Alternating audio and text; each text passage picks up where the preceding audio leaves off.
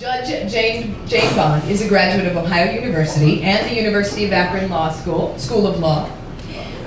Or shall I call it the Polytechnic? Oh. Yeah. Just kidding. She worked as an assistant Summit County prosecutor and was the first legal counsel for the county executive when the first charter government was formed in Summit County in 1981. She served 2 years as an Akron municipal judge and then 16 years on the Summit County Common Pleas Court before retiring in 2007. With a docket like that, you know what people actually mean, hi guys, when they refer to her as Just Jane. Can I get a you have one of those, Jill? Jane has served on numerous boards, including Leadership Akron Alumni Association, Women's Network, Planned Parenthood, Friends of Howard House, Coach House Theater, and English Oaks Condominium Board of Directors. Judge Bond isn't just retired, she's been busy. She served as a trustee of the University of Akron from 2008 to 2012. She was appointed as a commissioner of Summit Metro Parks in 2014. And she is a graduate of Leadership Akron Class 2. Am I reading that correctly? All right. And the next Leadership Akron branch, NEXT. Judge Bond is married to Attorney James Wagner. Maybe these aren't working. They have 2 adult daughters and a granddaughter. As an Akron native, Jane is happy to help build the city she's loved by investing in our community. And so, at the risk of raising a hackneyed line, I'll ask you to raise your glasses, martinis if you have them, to our first storyteller of the evening, Bond, Jane Bond.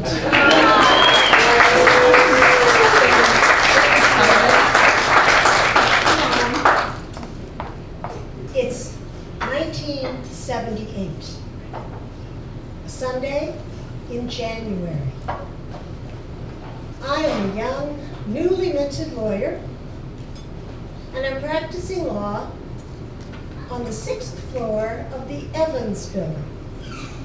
The Evans Building is located at the corner of Main and Exchange. And for the uninitiated, that's in downtown.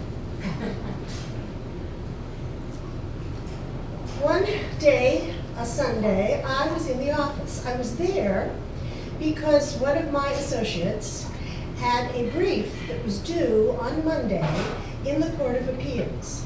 And he was desperately trying to finish it and called me and said, please come down and help me. So I did. And we worked on the brief, and we worked and we worked, and we worked long into the night. When we finally finished, it was 4 o'clock in the morning.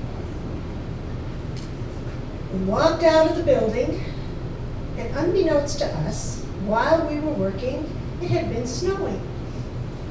It had been snowing and snowing and snowing.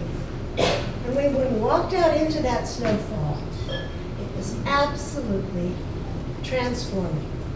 It was one of those wonderful snows that's got snowflakes that are fat and wet, and they pile up softly, deep.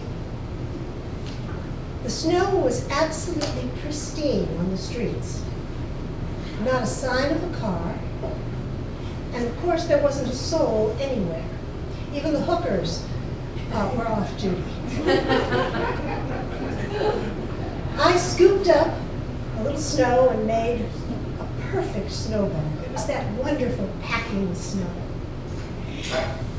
And I looked at my friend, and he looked at me, and in the same instant, we said, "Snowman."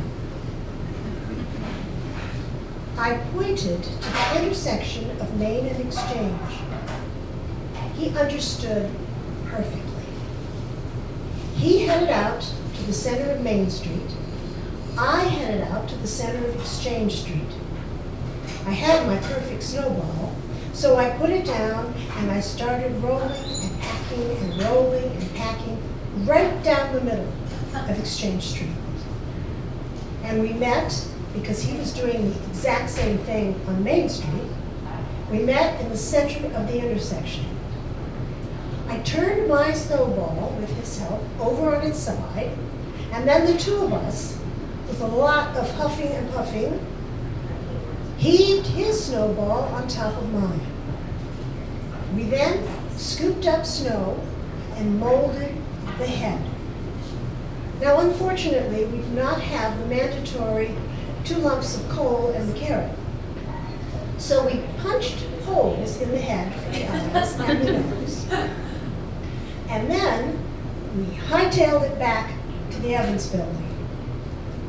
We turned around behind the building and looked around the corner, and there he was, standing magnificently, smack dab in the middle of Main and Exchange. He was about 5 feet tall.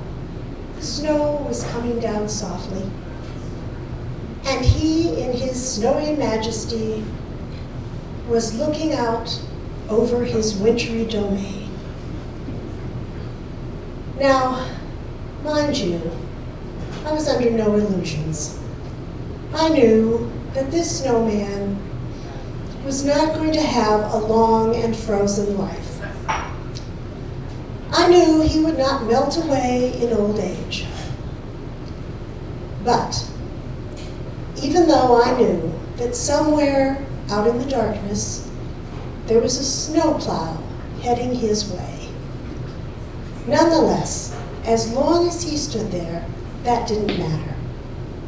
What mattered to me was that he was the perfect monument to absolute, pure, unadulterated joy.